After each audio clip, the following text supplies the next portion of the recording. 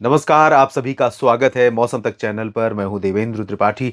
सबसे पहले आप सभी को महानवमी की बहुत-बहुत शुभकामनाएँ, साथ ही साथ विजयदशमी पर्व की भी बहुत-बहुत शुभकामनाएँ। आप जानते हैं बुराई पर अच्छाई की जीत का प्रतीक है हमारा विजयदशमी का पर्व और हम आशा करते हैं कि हम सभी के अंदर इस अवसर पर, इस पर्व पर मन में अच्छाइयाँ आएँ और एक-दूसरे के प्रति सम्मान हो, एक-दूसरे के प्रति सद्भाव हो और साथ ही साथ हमारे मन में अच्छाई को अपने साथ लेकर चलने की भावना और सुदृढ़ हो। वैसे देश भर में किसान भाई अच्छाई की भावना के प्रतीक ही होते हैं, जो देश और दुनिया के तमाम लोगों का भरण-पोषण करते हैं अपनी कड़ी मेहनत और अपने कड़े परिश्रम के दम पर। तो आगे बढ़ें और बात करें मौसमी सिस्टमों की, तो इस समय जो साइक्लोन तेज़ है, वो एक्सट्रीमली सीवियर साइक्लोन बना हुआ है, लगातार आगे बढ़ रहा है। ये अफ्रीका की तरफ भारत के तटों से दूर जा रहा है, लेकिन इसके बादल गुजरात और महाराष्ट्र के ऊपर दिखाई दे रहे हैं। और ये साइक्लोन धीरे-धीरे एक्सट्रीमली सीवियर से डाउन होना शुरू होगा, वेरी सीवियर साइक्लोन बनेगा, फिर सीवियर साइक्लोन, उसके बाद साइक्लोन के रूप में ये लैंडफॉल करेगा आज और कल के बीच में ओमान और यमन के बीच में। लेकिन जो साइक्लोन यहाँ पर डेवलप होने वाला है, आज मध्य रात्रि से पहले डेवलप हो सकता है, विकसित हो सकता है, हामून, ये अब उत्तर-पूर्वी दिशा में बढ़ने लगा है। पहले इसका जो ट्रैक था, उत्तर-पश्चिमी दिशा में था, अंडमान व निकोबार द्वीपों के उत्तरी क्षेत्रों से बना था, आगे बढ़ा, आंध्र प्रदेश के तटों के करीब पहुँचने के बाद इसने रास्ता मोड़ा है और अब ये बांग्लादेश की तरफ आगे बढ़ता हुआ नजर आ रहा है।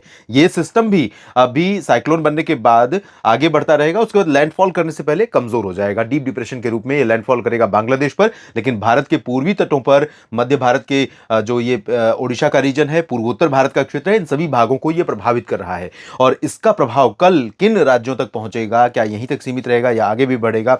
साउथ पेनिनसुलर रीजन में नॉर्थ ईस्ट मानसून का परफॉर्मेंस क्या रहेगा, डब्ल्यूडी का क्या प्रभाव रहेगा, आइए जानते हैं। इस मैप को देखें तो देश के लगभग-लगभग अधिकांश इलाकों पर जो विजयदशमी का पर्व है, वो बारिश मुक्त होने जा रहा है और बुराई का जो प्रतीक है रावण, उसके पुतले और मेलों में लगे जो पुतले हैं, वो आराम से जल सकेंगे। बुराई को जलते हुए बच्चे देखेंगे और मेलों का लुत्फ़ उठाएँगे और साथ ही साथ बुरी चीज़ों या बुरे विचारों, बुरे कार्यों के प्रति उनका जो उनके मन में भाव है, वो और सुदृढ़ होगा कि बुरी चीज़ें हमेशा समाज में अस्वीकृत होती हैं, इसलिए बुरी चीज़ों से हमें दूर रहना चाहिए। तो एक तरह से ये सिंबॉलिक है, प्रतीकात्मक है और भगवान राम ने लंका पर विजय प्राप्त की थी, रावण रूपी बुराई को पराजित किया था और उसके बाद वापस जब लौटे थे, तब ये विजयदशमी का पर्व उसी उपलक्ष्य में मनाया जाता है। तो सभी के लिए शुभ हो, ये मेरी कामना है फिर से। और यहाँ पर हम अगर बात करें पूर्वी भारत के क्षेत्रों से ही, तो जब ये सिस्टम, ये साइक्लोन और करीब पहुंच जाएगा, साइक्लोन बनने के बाद तो अगले 24 घंटों के दौरान यानी कि 24 अक्टूबर को भारत के पूर्वोत्तर क्षेत्रों में मेघालय और नागालैंड, मणिपुर, मिजोरम, त्रिपुरा और मिजोरम बहुत ज़्यादा प्रभावित होंगे। असम के भी कुछ दक्षिणी क्षेत्र और मेघालय के कुछ क्षेत्र व्यापक रूप में प्रभावित हो सकते हैं। इन भागों में कई जगहों पर भारी वर्षा होने की संभावना रहेगी। तेज़ हवाएं भी चलेंगी पूर्वोत्तर भारत के इन सभी क्षेत्रों में, क्योंकि एंटी क्लॉकवाइज होने के कारण ये सिस्टम ऐसे घूम रहा है और इन सभी क्षेत्रों को प्रभावित करेगा।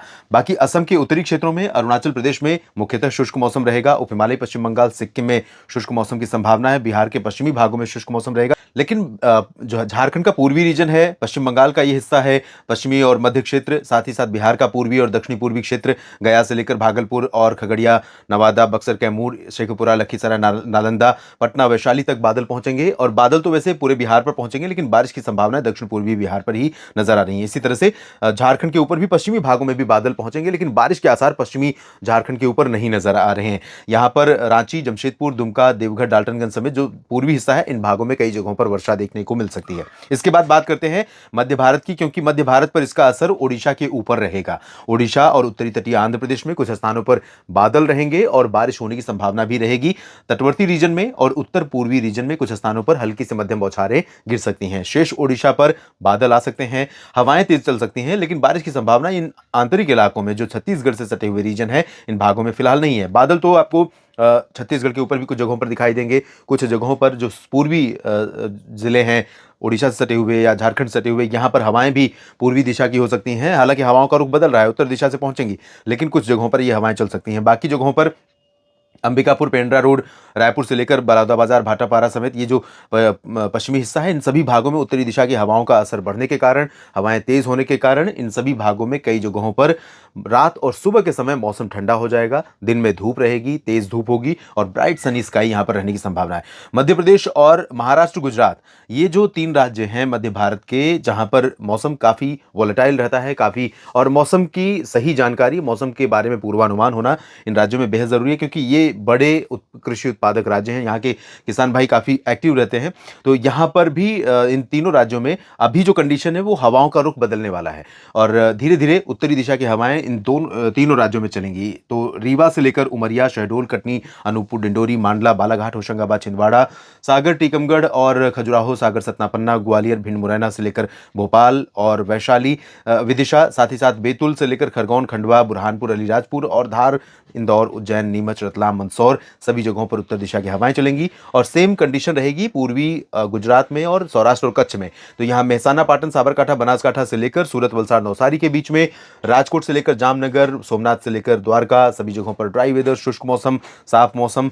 और विदर्भ, मराठवाड़ा, मध्य महाराष्ट्र तथा कोंकण, गोवा के लगभग सभी जिलों में ड्राई वेदर यानी शुष्क मौसम की संभावनाएं रहेंगी। उत्तर दिशा की हवाएं आने के चलते यहां पर मौसम मिनिमम टेम्परेचर में खासतौर पर गिरावट होने की संभावना रहेगी। नागपुर, नंदुरबार, धुले, जलगांव, नासिक और मुंबई में पहले असर पड़ेगा। उसके बाद धीरे धीरे चंद्रपुर, गढ़चिरौली, नांदेड़ और सांगली, सतारा, कोल्हापुर, रत्नागिरी, सिंधुदुर्ग, इन सभी भागों में इन हवाओं का असर देखने को मिलेगा। गोवा में भी ड्राई वेदर रहेगा और तेलंगाना, आंतरिक कर्नाटक या तटवर्ती कर्नाटक, आंध्र प्रदेश के रायलसीमा, दक्षिणी तटीय रीजन, इन सभी भागों में शुष्क मौसम के साथ उत्तरी हवाओं का असर यहां पर भी पहुंचने वाला है धीरे धीरे। तो यहां पर भी सुबह और रात के तापमान में गिरावट होने के कारण मौसम थोड़ा ठंडा महसूस हो सकता है यहां पर। और दक्षिण के जो क्षेत्र बारिश वाले होंगे वो होंगे केरल और तमिलनाडु, लक्षद्वीप के कुछ हिस्से। तो लक्षद्वीप में और केरल में कई जगहों पर हल्की से मध्यम, जबकि तमिलनाडु में पंबन से लेकर कन्याकुमारी तक, मदुरई, तिरुचिरापल्ली, कोयम्बटूर, इन भागों में कहीं के पर हल्की वर्षा हो सकती है। सेलम, वेल्लोर और चेन्नई, मदुरई, इन सभी भागों में फिलहाल, तंजावुर, कडलूर, इन सभी भागों में ड्राई वेदर की संभावना दिखाई दे रही है। इसके बाद हम उत्तर का रुख करते हैं,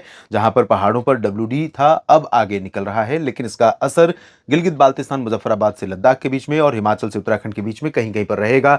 तो कुछ पैची क्लाउड्स, एक बादल वो होते हैं जो एक तरफ से बने, पूरी तरह से पूरा पैच बना और धीरे धीरे पूरा पैच मूव करते हुए, कवर करते हुए, बारिश या हिमपात देते हुए आगे निकलता है। एक बादल वो होते हैं जो पैचेस में बनते हैं, किसी पर्टिकुलर रीजन पर पहुंचे और वहां पर बारिश दी, आसपास की जगहों पर साफ और शुष्क मौसम लगातार बना रहा। तो इसी तरह की बारिश यहां पर वेस्टर्न हिमालयन रीजन में पैचेस में देखने को मिल सकती है, लेकिन ये कोई जनजीवन को प्रभावित करने वाली बारिश नहीं होगी और मौसम नहीं होगा। पंजाब, हरियाणा, दिल्ली, उत्तर प्रदेश का पूरा रीजन, पश्चिम से पूरब तक पूरा लंबा स्ट्रेच, इन जगहों पर, साथ ही साथ राजस्थान का पूरा विशाल क्षेत्र, ये सभी राज्य शुष्क मौसम वाले होने वाले हैं। उत्तर दिशा की हवाएं चलेंगी और यहां पर मिनिमम टेम्परेचर में और गिरावट हो सकती है। और साथ ही साथ जो दिल्ली में थोड़ा पोल्यूशन का लेवल बढ़ा था, जब उत्तरी दिशा की हवाएं चलेंगी, ड्राई वेदर रहेगा, एटमॉस्फेयर में हवा में नमी का स्तर कम होगा, तो यहां पर पोल्यूशन लेवल थोड़ा सा और डिक्रीज होता हुआ नजर आएगा, जो दिल्ली के लोगों के लिए कह सकते हैं कि वरदान है। और दो चीजें होती हैं यहाँ पर, अगर जो उत्तरी दिशा की हवाएं चलना बंद हो जाए तो अभिशप्त हो जाते हैं दिल्ली NCR के लोग, क्योंकि पोल्यूशन लेवल इस समय बढ़ने लगता है और सांस लेना मुश्किल हो जाता है लोगों के लिए। तो सामान्य आदमी भी मास्क लगाकर निकलने को मजबूर हो जाता है। फिलहाल अभी उत्तरी दिशा की हवाओं का असर होने के कारण आसमान साफ रहेगा और पोल्यूशन लेवल थोड़ा सा डाउन होगा। और अंबाला, चंडीगढ़, पंचकुला से लेकर करनाल, सोनीपत, गुरुग्राम, फरीदाबाद से लेकर हिसार से फतेहाबाद, लुधियाना, पटियाला से लेकर अमृतसर और रूपनगर, नवा शहर, सभी जगहों पर शुष्क मौसम। गंगानगर से लेकर चूरू, अजमेर, उदयपुर, जालौर, जैसलमेर, बाड़मेर, जोधपुर, बीकानेर, अलवर, भरतपुर, चित्तौड़गढ़ से लेकर डूंगरपुर, भीलवाड़ा, इन सभी जगहों पर शुष्क मौसम रहने वाला है। और उत्तर प्रदेश में भी पश्चिम में मेरठ और मुरादाबाद, रामपुर से लेकर बरेली, शाहजहांपुर, पीलीभीत और अलीगढ़, आगरा, मथुरा, झांसी, ललितपुर, कानपुर नगर, लखनऊ और अयोध्या, प्रयागराज से लेकर के भदोही, वाराणसी, गोरखपुर, सभी जगहों पर शुष्क मौसम की संभावना है। बारिश के आसार फिलहाल यहाँ पर नहीं नजर आ रहे हैं। उत्तर पश्चिमी दिशा की लगातार शुष्क हवाएं चलेंगी, आसमान पूरी तरह से साफ रहेगा। सुबह के समय ओस की बूंदें काफी ज्यादा नजर आएंगी खेतों, खलिहानों या पार्कों में। और मिनिमम टेम्परेचर यहाँ पर और थोड़ा सा और डाउन होगा फिर से, और मौसम ठंडा होगा। दिन में तेज धूप रहेगी, चमकती धूप रहेगी, लेकिन फिर भी मौसम ठंडा महसूस होगा, क्योंकि उत्तर पश्चिमी दिशा की ठंडी हवाएं लगातार चलती रहेंगी। फिलहाल इस बुलेटिन में इतना ही। लगातार जुड़े रहिए मौसम तक चैनल और न्यूज मीडिया मंच के साथ।